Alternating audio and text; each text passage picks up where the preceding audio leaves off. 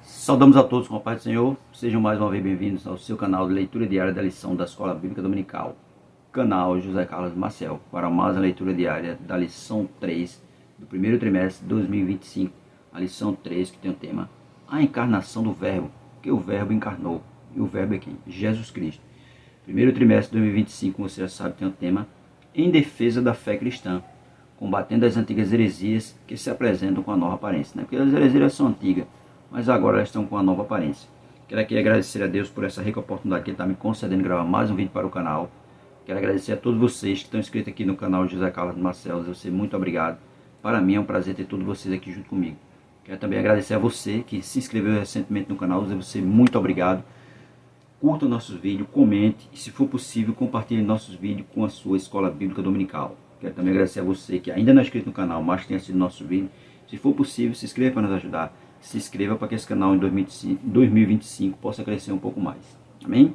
Nossa leitura diária de hoje, a leitura da quarta-feira, carta de Paulo aos Romanos, capítulo 8, versículo 3. Deus enviou o seu Filho em semelhança da carne. Essa é a epígrafe da leitura diária da quarta-feira.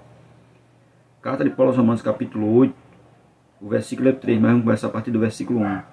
O capítulo 8 de Carta de Paulo aos Romanos tem como epígrafe a nova vida debaixo da graça, segundo o Espírito de santidade e adoção. Carta de Paulo aos Romanos, capítulo 8, versículo 1 a 3, diz assim: Portanto, agora nenhuma condenação há para os que estão em Cristo Jesus, que não andam segundo a carne, mas segundo o Espírito, porque a lei do Espírito de vida, em Cristo Jesus, me livrou da lei do pecado e da morte, porquanto o que era impossível à lei, visto como estava enfermo pela carne, Deus enviando o seu Filho em semelhança da carne do pecado, pelo pecado condenou o pecado na carne. Tá? Porque Jesus ele condenou, né, o pecado na carne. O preço que o pecado exigia, Jesus pagou. Né? Ele veio ao mundo para isso. E agora, Paulo vai dizer que nenhuma condenação há para os que estão em Cristo Jesus. Não, porque quem pagou o preço da condenação, o preço que o pecado exigia foi quem? Foi Cristo. Né? Foi Ele quem pagou. Então, quem está nele não tem mais nenhuma condenação. A cédula de pecado que era contra nós, Jesus cravou na cruz do Calvário. Então, agora não há nenhuma condenação para aqueles que estão em Cristo. Pelo contrário, eles foram libertos do pecado. As garras do pecado estavam sobre ele, mas agora foram libertos. E não tem nada mais contra ele. E carta de Paulo aos Romanos, capítulo 8, versículo 1 a 3, diz assim: A lei, embora santa, não podia salvar, pois a carne humana é fraca e inclinada ao pecado. A carne humana é fraca, né? E inclinada ao pecado. Deus enviou o seu Filho em forma humana para lidar com o pecado de maneira definitiva. Jesus veio para isso, para lidar com o pecado de maneira definitiva.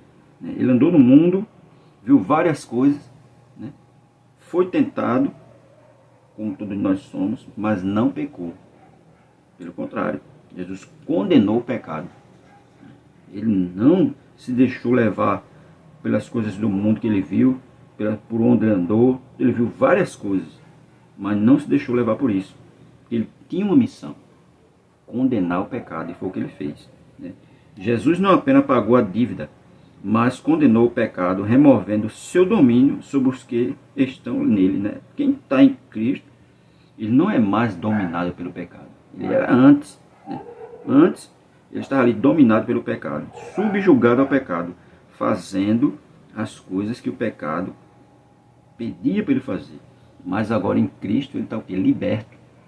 E foi liberto definitivamente. Porque o preço que o pecado exigia, Jesus veio ao mundo para isso.